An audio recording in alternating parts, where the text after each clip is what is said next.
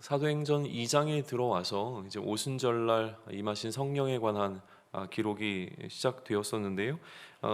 이제 오순절 그 성령 강림, 그러니까 성령께서 오시고 난 이후에 제자들이 여러 나라 말로 하나님의 큰 일을 이야기하기 시작했죠. 그리고 사건, 그러니까 그들이 갑자기 자신들이 쓰지 않았던 외국어로 이야기하는 것을 가지고 많은 사람들이 이제 소동하기 시작했습니다. 이 소동은 두 가지 반응으로 나타났죠. 일부의 사람들은 이제 놀라고 굉장히 당황했는 반면에 또 한 측면의 사람들은 그들이 술 취했다라고 이제 조롱했다라고 하는 거예요. 그러니까 지금 이처럼 그들을 좀 혼란스럽게 하거나 아니면 이제 비웃음거리가 되고 있는 이 상황에 대한 관련자들의 설명이 좀 필요했던 분위기였고요. 그래서 그 베드로가 그들 앞에 나와서 지금 어떠한 일이 일어나고 있는 건지에 대한 설명을 하기 시작하는데, 그 내용이 이제 오늘 우리가 살펴보고자 하는 사도행전 2장 14절로부터 41절까지의 내용의 주된 핵심적인 내용이 되어집니다. 14절을 보시면 이제 베드로가 열한 사도와 함께 서서라고 하면서 시작을 해요. 근데 여기서 좀 눈여겨볼 것이 하나 있는데요. 베드로와 함께 다른 사도들이 이 무리 앞에 섰다라고 하는 부분이에요. 요즘 우리가 이 코로나 시기를 거치면서, 물론 이전에도 그랬지만 지금 이 중대본을 한번 생각해 보시죠. 매번 이 코로나에 대한 브리핑을 할 때마다 이 본부장만 쓰는 것이 아니라 가끔 그 주변 그 뒤로 관련된 사람들이 함께 서서 이 브리핑을 하는 장면을 보게 되어지는데, 마치 그런 장면을 좀 상상하시면 될 것 같아요. 지금 120명이라고 하는 사람들 안에 일어난 어떤 사건이 있었고요. 이 사건의 핵심적인 사람들이 되어지는 이 12명의 사도들이 전부 다 앞에 나와 섰고, 그 가운데서 베드로가 가장 중심에서 이 모든 대표성을 가지고 지금 일어난 일에 대해서 거기에 모여 있었던 수많은 사람들에게 이제 설명을 해주는 장면입니다. 이 장면은 또 다른 측면으로 보게 된다면 이제 사도들이 공식적으로 그들의 역할을 감당하게 되는, 어떻게 보면 첫 사역이 되어지는 장면이기도 한 것이죠. 오늘 본문에서 이제 가장 많은 분량을 차지하고 있는 이 베드로의 브리핑 내용을 좀 살펴보면 좋겠는데, 누가가 의도한 것은 아니지만요, 특정한 사안에 대해서 책임자가 브리핑을 하고 나면 그 다음에 요즘에는 이제 기자들이 거기에 대한 이제 질의응답을 하는 시간을 갖게 되잖아요. 마치 오늘 본문은 그런 순서로 구성이 되어져 있습니다. 기자회견의 형식을 생각하시면 될 것 같은데, 베드로가 먼저 이 사안에 대해서 전반적으로 브리핑을 하고 난 이후에 회중들 가운데서 질문이 주어지게 되고 거기서 답변하는 형식으로 이야기가 진행됩니다. 물론 여기에는 뭐 질문과 답변이 그렇게 많이 등장하고 있지는 않지만 40절로 넘어가서 보시면 40절이 아니라 40절로 넘어가서 보시면 이런 기록이 등장해요. 또 여러 말로 확증하며 권하여 이르되라고 되어 있어요. 그러니까 여러 말로 확증했다라고 하는 것은 여전히 거기에 대해서 많은 사람들이 부가적인 설명을 요구를 했고, 그 요구에 대해 베드로가 계속적으로 답변하는 방식을 통하여서 이 많은 대화들이 오고 갔다라고 하는 사실을 알 수 있어요. 물론 누가는 그 중에서 선별된 이야기만 지금 기록하고 있지만 실제로는 많은 대화가 오고 갔다라고 하는 것을 알 수가 있죠. 근데 물론 이날 자리에 모여있던 사람들은 이제 오늘날 어떤 기자회견처럼 거기에 참여하고 있는 어떤 전문적인 기자들이 아니었죠. 베드로는 자신의 이런 상황 설명을 듣는 사람들을 뭐라고 정의 내리냐면 유대인들과 예루살렘에 사는 모든 사람들이라고 지금 불러요. 그러니까 베드로에게, 최소한 베드로에게 있어서 거기에 모여있던 사람들은 어떤 그룹으로 이해되고 있냐면 그냥 유대인들, 쉽게 얘기하면 유대인들, 또 유대인이 아니라고 하더라도 예루살렘에 거주하고 있는 모든 사람들로 인식하고 있는 거죠. 이처럼 이 베드로의 이 브리핑을 듣는 대상이 중요한 이유는 뭐냐면, 베드로가 그의 이 상황 설명을 하는 중에 너희라고 이들을 지칭하고 있다라고 하는 것 때문에 그래요. 그러니까 지금 이 소동 가운데로 이 이야기를 듣는 사람들을 끌고 들어옵니다.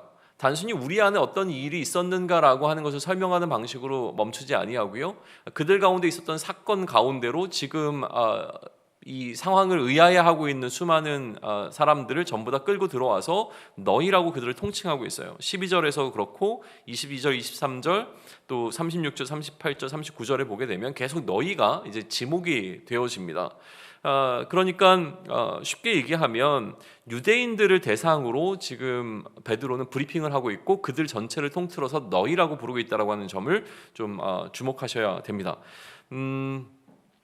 그런데 이 베드로의 상황 설명을 듣기 전까지 이들은 그저 이 120명에게 일어난 굉장히 기이한 사건, 그들이 갑자기 자신들의 난 곳 언어가 아닌 다른 언어로 막 이야기하고 있는, 그러니까 배우지 못했던 그 외국 말로 무언가 막 이야기를 하고 있는 이런 기이한 사건, 기이한 현상의 목격자들이었을 뿐이죠.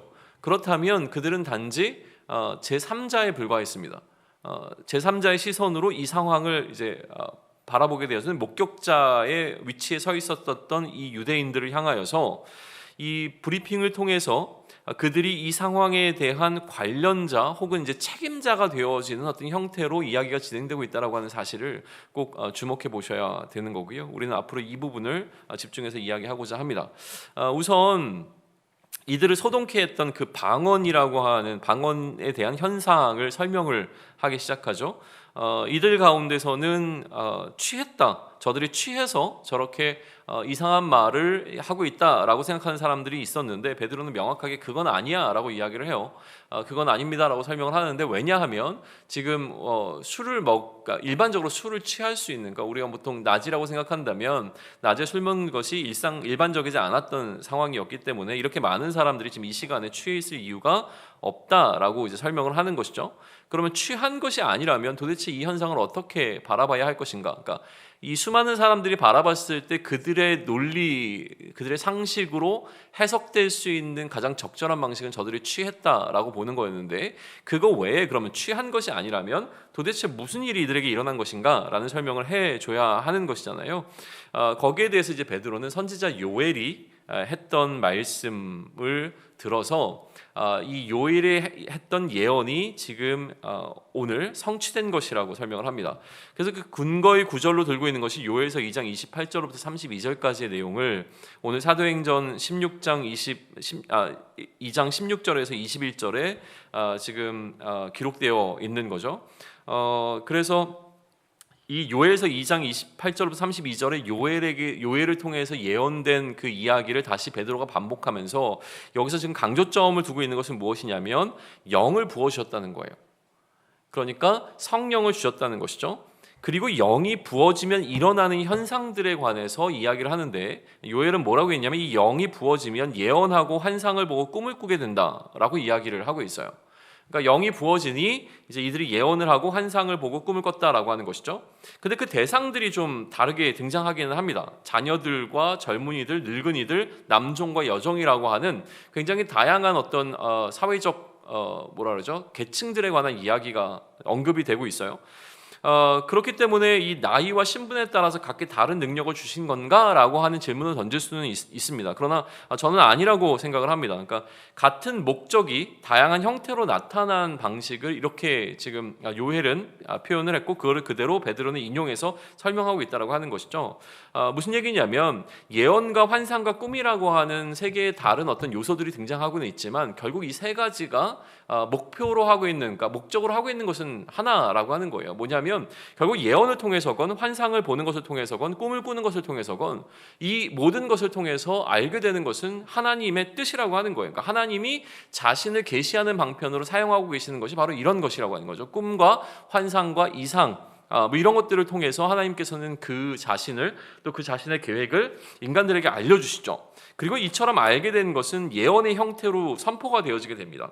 그러니까 형태는 다양하지만 결국은 하나라고 하는 것으로 볼 수 있다면, 그러면 성령이 지금 임하면 선지자들이나 특별히 선택되었던 어떤 사람들만이 할 수 있었던 꿈과 환상을 통해 하나님의 뜻을 아는 일이 이제는 누구에게나 일어날 수 있는 일이 되었다는 거예요. 누구에게? 성령을 받은 자라면 누구에게나 일어날 수 있는 일이 되었다라고 하는 설명을 하고 있는 것이고요. 이렇게 알게 된 일을 말하는 것이 예언이죠. 그러니까 성령이 임함으로 방언을 했던 제자들, 그러니까 외국말로 이야기하기 시작했던 이 제자들이 했던 것은 무엇이냐면 결국 성령이 임하니 그들은 하나님과 하나님의 일하심에 대해서 알게 되었고 그것을 각 나라 말로 이야기하기 시작했다는 것은 그들이 예언을 하기 시작했다는 것이죠. 하나님께서 행하실 일들에 관해서 이야기하기 시작했던 겁니다. 그리고 그것을 이제 앞에 우리가 지난주에 살펴봤던 본문에서는 뭐라고 했냐면 그들이 하나님의 큰 일에 관해서 이야기했다고 기록이 되어져 있어요. 그러니까 하나님의 큰 일이라고 하는 것이 바로 예언이라고 하는 사실을 우리는 이처럼 요엘서를 통해서 또 베드로의 요엘서에 해당하는 이 브리핑을 통해서 우리는 알 수가 있는 거죠. 그리고 난 다음에 베드로는 갑자기 나사렛 예수에 관한 이야기를 하기 시작을 해요. 22절부터 이제 이야기가 전개가 되어지는데 그 그리스도의 죽음에 관한 설명, 그러니까 예수의 죽음에 관한 설명을 해주고 있죠. 하나님 그리고 22절과 23절에서 그 예수의 죽음에 관한 이야기, 나사렛 예수의 죽음에 관한 이야기를 하고 난 이후에 24절에서는 그 예수의 부활에 관해서 또 설명을 합니다. 그러니까 그리스도의 죽음과 부활에 관하여 갑자기 이 베드로는 이야기를 시작을 하는 거예요. 자, 어떻게 이야기가 전개됩니까? 지금 이 상황이 술 취한 게 아니야. 이 상황은 요엘이라고 하는 선지자가 예언했던 것이 이루어진 상황이야 라고 하면서 이 상황 설명을 다 끝냈어요. 끝내고 난 다음에 베드로는 무슨 얘기를 하냐면 나사렛 예수의 죽음과 부활이라고 하는 이슈를 다시 이제 끄집어내고 있습니다. 왜 그런가라고 하는 거예요. 일단 그리스도의 죽음과 부활에 관한 이야기를 연이어서 하고 있는데 여기서의 강조점은 뭐냐면 하나님의 의도와 너희의 의도의 명확한 대조예요. 그러니까 하나님께서 원래 의도하셨던 것이 무엇인가라고 하는 것과 그런데 너희가 의도한 것은 무엇이었는가라고 하는 것으로 두 가지를 명확하게 대조를 시키면서 이야기를 전개합니다. 하나님께서 하신 일이 있었는데 그런데 너희가 행한 일이 있었고 그 후에 하나님께서 다시 하신 일이 있었다라는 방식으로 이야기를 하죠. 하나님께서 이 나사렛 예수를 그리스도로 우리에게 보내주셔서 그 그리스도라고 하는 것을 많이 증언하게 하셨는데 그럼에도 불구하고 너희가 어떻게 했다는 거예요? 너희가 그 예수를 법 없는 자들의 손을 빌려서 못 박아 죽였다라고 이야기를 하는 거예요. 그러자 하나님께서는 어떻게 하셨어요? 그를 사망의 고통에서 풀어서 살리셨으니 그가 사망에 매여 있을 수 없었기 때문이라는 설명을 지금 하고 있는 것이죠. 그러니까 지금 이야기는 어떻게 전개되냐면 이 나사렛 예수의 죽음과 부활이라고 하는 이야기를 다시 전개를 시키고 있죠. 그런데 이 부활의 이슈를 다윗이 그들의 왕이었던 다윗이 예언했다라고 하는 거예요. 다윗이 이 부활이라고 하는 사건을 자기 자신의 일인 것처럼 말했던 이전의 기록을 언급하고 있어요. 자, 다시요. 나사렛 예수의 죽음과 부활이라고 하는 사건을 지금 언급하고 있는 베드로는 이것을 어디로 또 연결시키냐면 이 부활에 대해서 다윗이 이전에 이미 이야기한 적이 있었다라고 하는 설명을 지금 하면서 마치 이 성령이 임한 사건이 요엘이 보았던 예언, 그러니까 요엘이 말했던 예언의 성취인 것처럼 이 나사렛 예수의 죽음과 부활이라고 하는 사건이 다윗이 말했던 그 예언의 성취로 연결시키면서 설명을 하고 있는 것이죠. 그래서 시편 16편 8절로부터 11절까지의 내용을 근거로 해서 이제 베드로는 무슨 얘기를 하냐면 굉장히 흥미로운 이야기를 하나를 전개를 시킵니다. 뭐냐면 다윗이 이렇게 얘기했다는 거예요. 자신은 죽음을 맞이하지도 않을 것이고 썩지 않을 것처럼 이야기를 했다는 거예요. 누가요? 다윗 스스로가요. 그런데 실제로 보면 지금 다윗은 죽은 게 분명하고 그의 무덤이 오늘날까지 지금 우리 안에 있으니까 그럼 다윗은 죽은 게 확실하지 않느냐.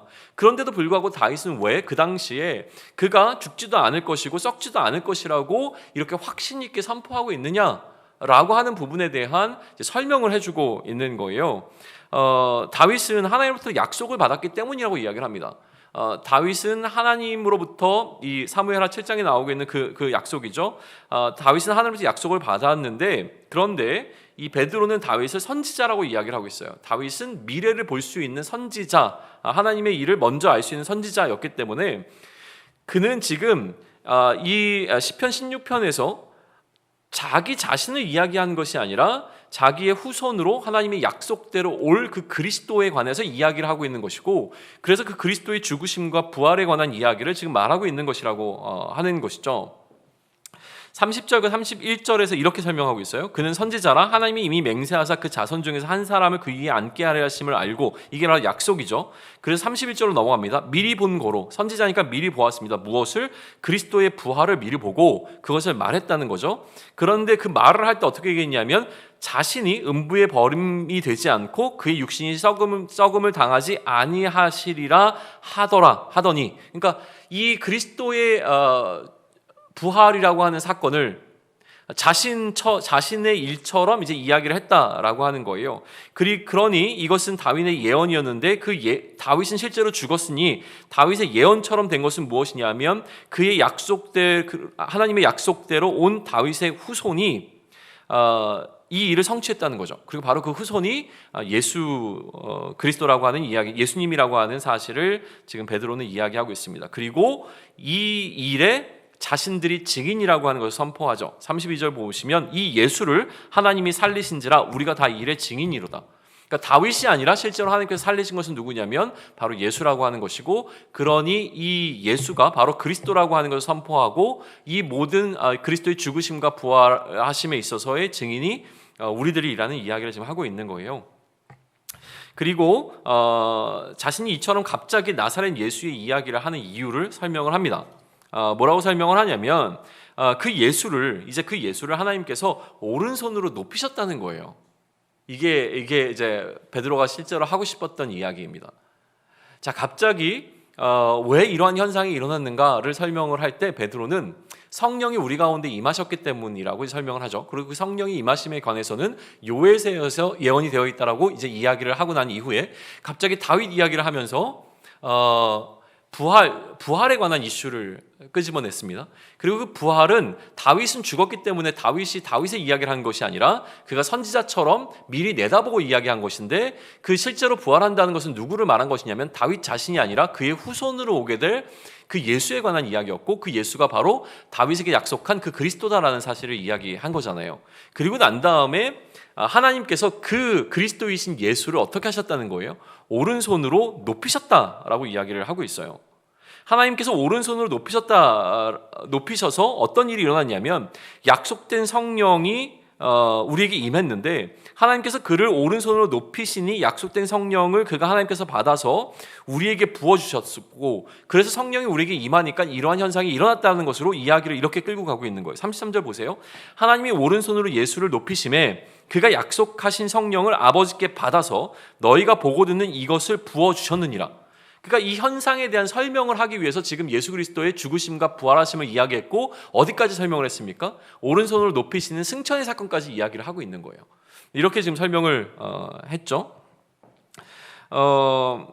그러니까 요엘이 말한 성령이 임하면 일어나는 현상이 지금 발생한 것인데, 그 성령은 너희가 죽인 예수를 하나님께서 살리시고 높이심으로 말미암아 임하게 된 것이라는 설명을 하고 있습니다. 그리고 이 다윗의 예언을 하나 더 이야기를 하게 되어지는데요. 그러니까 다윗이 뭐라고 이제 자신을 생각했냐면 하나님께서 자신을 하나님의 우편에 앉아 있으라고 말씀하셨다는 거예요. 다윗이 한 이야기를 통해서. 그런데 다윗은 실제로 하나님의 우편에 앉아 있습니까? 올라가지 못했다는 거죠. 지금 죽음 가운데 여기에 지금 남아 있는데, 그러니 이것 또한 다윗 자신을 말하는 것이 아니라 그 그리스도를 말하는 것이라고 이제 해석을 해 갑니다. 그래서 이 예수께서 하늘로 올라가셨다는 것은 승천인데, 이 오른손으로 높이셔서 하나님의 우편에 앉아 계시는 이 사건을 예수님의 승천 사건으로 설명을 해내는 거죠. 34절부터 보세요. 다윗은 하늘에 올라가지 못하였으나, 그래서 이렇게 하나님 우편에 앉을 수가 없었어요, 다윗은. 그런데 실제로 하나님 우편에 앉아 계신 것은 누구냐는 거죠. 다윗은 올라가지 못했지만 다윗은 뭐라고 얘기했냐면, 주께서 내 주에게 말씀하시기를 내가 내 원수로 내 발등상이 되게 하기까지 너는 내 우편에 앉아 있으라 하셨도다 하였으니, 그런즉 이스라엘 온 집은 확실히 알지니 너희가 십자가에 못 박은 이 예수를 하나님이 주와 그리스도가 되게 하셨느니라. 자, 무슨 얘기예요? 다윗에게 약속하신 그 약속, 그래서 너의 원수가 내 발의 발등상이 될 때까지 너는 내 우편에 앉아 있으라 라고 하나님께서 다윗에게 말씀하셨다는 거예요. 그런데 다윗은 실제로 그 하나님 우편에 가지 못했죠.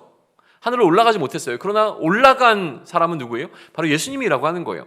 그러니까 예수님이 지금 하늘로 올라가신 그 이유는 무엇이냐면 그 원수가 그리스도의 발등상이 될 때까지 그곳에 앉아 계시게 되어지는 거죠. 그러면 이렇게 결론을 내릴 수가 있어요. 자, 유대인들은 그리스도로 오신 예수를 그리스도가 아니라고 죽였습니다. 그리고 이 결정을 무효화시킨 것이 누구냐면 바로 하나님이에요. 어떻게 하심으로 말미암아? 그 예수님을 다시 살리심으로 말미암아. 그리고 이 예수를 어떻게 하셨어요? 그리스도로 높이셨죠. 그리스도로 높이시는 방식은 무엇이었냐면 그의 우편에 앉히시는 사건이었어요. 이것을 승천이라고 부르는 거죠. 그리고 이곳에서 그 예수의 원수가 그의 발등상이 될 때까지, 즉 원수와의 전쟁에서 완전히 승리할 때까지 그곳에 머물러 있을 것을 하나님께서 예수님에게 말씀하셨다라고 하는 거예요. 그런데 그가 올라가시니까 이제 약속된 성령이 내려오시게 된 것이죠. 그럼 이 내려오신 성령이 하시는 역할은 뭐겠어요?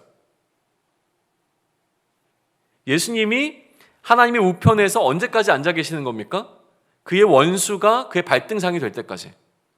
이 발등상이 된다라고 하는 것은 예전 이 전쟁의 그 당시 이제 그 시대의 전쟁의 개념인데, 전쟁에 승리를 하게 되면 승리한 나라의 심볼을 이 발을 올려놓는 상에다가 새겨 넣었다라고 하는 이 개념 속에서 나오는 거죠. 그래서 이 예수님의 원수를 전부 다 멸하고 그 원수들을 예수님의 발등상에 새겨 넣어 이 원수들이 예수님의 발등상이 될 때까지 예수님은 하나님의 우편에 계실 거예요.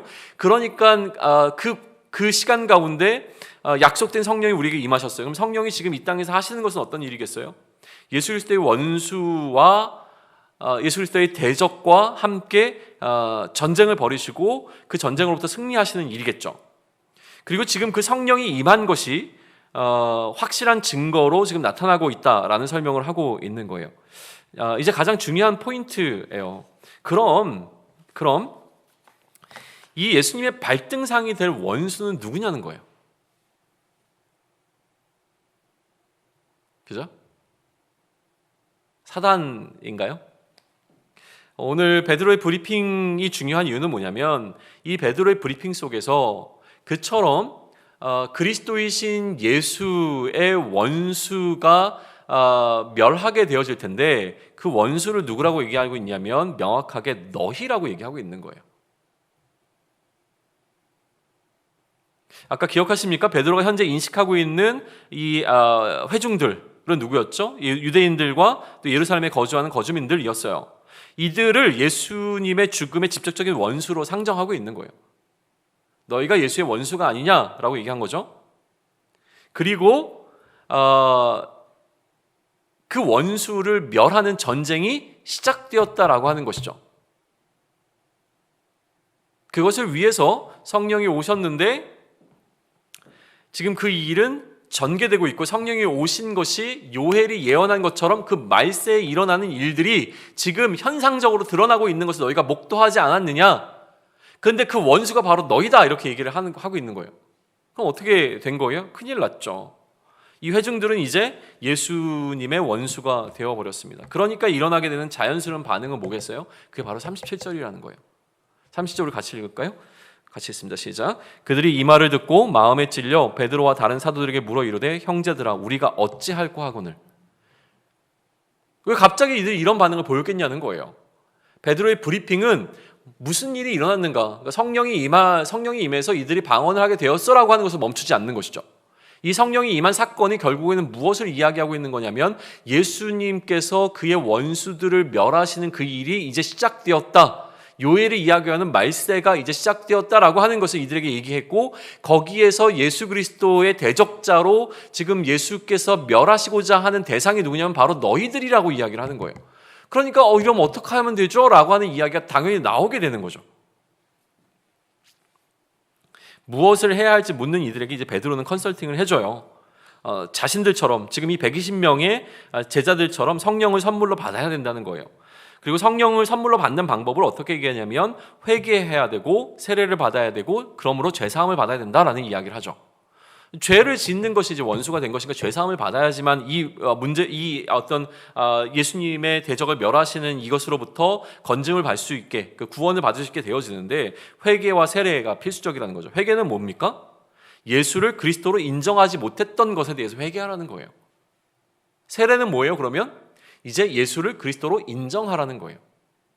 예수를 그리스도로 인정하지 못하고 그 예수님을 십자가에 못 박아 죽였던 것을 회개하고, 이제는 예수를 그리스도로 인정하고 그 예수를 그리스도로 믿는다는 신앙의 고백을 해내는 것, 그게 바로 세례라고 하는 것이죠. 그러면 죄사함을 받게 된다는 거예요. 그리고 이 죄사함을 받게 되어지는 것은 성령을 주신다는 약속이 그들 가운데 성취되는 것으로 표현이 되어집니다. 그러니까 이 죄사함의 문제, 세례를 받는다고 하는 것은 단순히 물세례를 이야기하는 것이 아니라 성령이 그들 가운데 임하는 성령 세례를 이야기하는 것이죠. 성령이 그들 가운데 임하면 일어나게 되는 일들, 그런데 이 약속, 성령을 주신다라고 하는 이 약속은 모두에게 주신 약속이라고 하는 거예요. 그걸 39절에서 이야기를 하죠. 특정한 사람들이 아니라 너희와 너희 자녀 모든 먼데 사람 곧 우리 주 우리 하나님이 얼마든지 부르시는 자들에게 하신 것이라 라고 하는 이 범위를 이야기해 줍니다. 성령을 받아야 하는 이유는 무엇이냐면, 결국 죄사함을 받아 이 멸함을 받게 되어지는, 예수 그리스도의 그 발등상이 되어지는 것으로부터 면할 수 있는, 구원받을 수 있는 기회가 되어지는 것이죠. 그러면서 이제 이야기합니다. 이 패역한 세대로부터 구원을 받으라고 이야기를 해요. 이 패역한 세대가 바로 예수님의 원수들인 것이죠. 특별히 예수를 그리스도로 인정하지 않는 자들, 이들은 이제 예수님의 발등상이 될 것입니다. 이러한 결말로부터 구원을 받으라라고 이야기를 하고 있어요. 베드로의 이러한 컨설팅처럼 이들은 세례를 받습니다. 회개하고 세례를 받죠. 그래서 이날 신도수가 3,000이 더 생겼다라고 하는 기록을 마지막으로 하고 있어요. 그 말을 받은 사람들은 세례를 받음에 이날의 신도의 수가 3,000이나 더하더라 라고 하면서, 이제 오늘 우리가 선정한 이 사도행전 2장의 단락이 마무리가 되어집니다. 본문에 대한 어떤 이해는 대부분 다 되셨을 거라고 봐요. 그럼 이제 우리가 이 본문을 통해서 좀 주목해 봐야 될 것은 무엇인가라고 하는 것인데요. 세례를 받은 자들이 3,000이나 더해졌다라고 하는 것은, 세례라고 하는 것은 예수를 그리스도로 인정하는 고백의 어떤 예식이거든요. 그렇죠? 예수를 그리스도로 인정한다, 내가 예수를 그리스도로 믿습니다라고 하는 신앙의 고백이 이 세례를 통해서 외적으로 드러나게 되는 것인데, 그러니까 이 예수를 그리스도로 믿는 고백을 한 자들, 세례를 받은 자들을 지금 베드로는 이 누가는 뭐라고 표현하냐면 신도라고 이야기를 해요. 신도는 뭐냐면 믿는 무리들이잖아요. 그러니까 결국은 이들이 믿는 자들이 되어진 이야기예요. 3,000명이 어떻게 믿는 자가 되어졌는가, 우리식으로 표현하게 되면 이제 결국은 빌리버스가 된 이야기인 거죠. 어떻게 빌리버스가 될 수 있는가라고 하는 것을 오늘 보여주고 있는 거예요. 다시 돌아가서 우리는 그럼 생각해 볼 수 있죠. 어떻게 빌리버스가 될 수 있는가에 관한 지혜를 오늘 우리가 상정한 이 본문을 통해서 우리는 알 수 있을 겁니다. 제일 중요한 건 뭐냐면요, 제3자에서 우리는 관련자가 되어야 된다는 거예요. 이 포인트를 우리는 계속 더 내일까지 묵상해 보려고 합니다. 자, 베드로의 브리핑 전에 이들은 그냥 목격자였어요. 제3자였죠. 그러나 베드로의 브리핑 후에는 책임자와 관련자가 되어집니다. 책임자가 되어지면 이제 던져지게 되어지는 질문이 있어요. 그러면 어떻게 하면 좋죠? 내가 이 일에 대해서 어떻게 책임을 지면 되죠? 라고 하는 질문이 나올 수밖에 없죠. 말씀이 필요한 이유가 바로 여기에 있습니다. 설교가 갖고 있는 역할, 또 말씀을 묵상함이 우리에게 주는 유익, 이런 것들은요, 전혀 나와 상관없었던 이야기들이 나의 사건이 되어지게 만들어주는 기회가 되거든요. 성경 속에 기록되어 있는 어떤 사람들의 이야기를 우리는 목격자로 바라보는 것이 아니라, 이것을 우리가 연구하고 묵상할 때 이 말씀으로부터 우리는 목격자가 아니라 이 말씀 안에 참여자가 되어집니다. 그러니까 이 말씀은 결국은 그들의 이야기가 아니라 너희의 이야기, 다시 말하면 우리의 이야기가 되어지는 것이죠. 나와 전혀 상관없는 사건이 나의 사건이 되어지는 것을 우리는 보게 되는 것이죠. 그러니까 중요한 건 이 관련자가, 그러니까 목격자에서 우리는 관련자가 되어야 되고요, 관련자가 되는 것으로부터 우리는 책임자가 되어야 되는 거예요. 나의 사건이 되었으니 질문해야죠. 그러면 어떻게 하면 되죠? 그리고 이 질문이 우리로 하여금 깨닫게 합니다. 이렇게 우리가 질문을 던질 때, 그럼 나는 어떻게 하면 됩니까? 라는 질문을 계속 던질 때, 이게 바로 묵상인데, 이 묵상을 통하여서 성령은 우리에게 베드로가 해준 것과 같은 컨설팅을 해주죠. 우리가 무엇을 할지를 깨달아 알게 해주십니다. 우리가 무엇을 해야 하는지 그 책임을 깨닫게 되어지면 이제 우리는 빌리버스가 되어야 하는 거예요. 빌리버스는 믿는 자들입니다. 믿음은 행함을 통하여서 증명이 되어집니다. 그러니 우리가 진정한 빌리버스로 불리려면 우리는 우리의 믿음에 합당한 행함을 나타내야 하는 것이죠. 제3자에서 관련자로, 관련자에서 책임자로, 책임자에서 이제는 믿는 자로, 믿는 자에서 결국 빌리버스가 되어진다라고 하는 것은 우리가 우리에게 주어진 이 모든 것을 감당할 수 있는 행함이 우리를 통해서 드러나게 되는 것이죠. 우리의 행함을 통하여 우리가 예수를 그리스도로 믿는다라고 하는 이 사실을 우리는 분명하게 증거해낼 수 있어야 합니다. 그런 은혜가 우리에게 있어야 하는데요.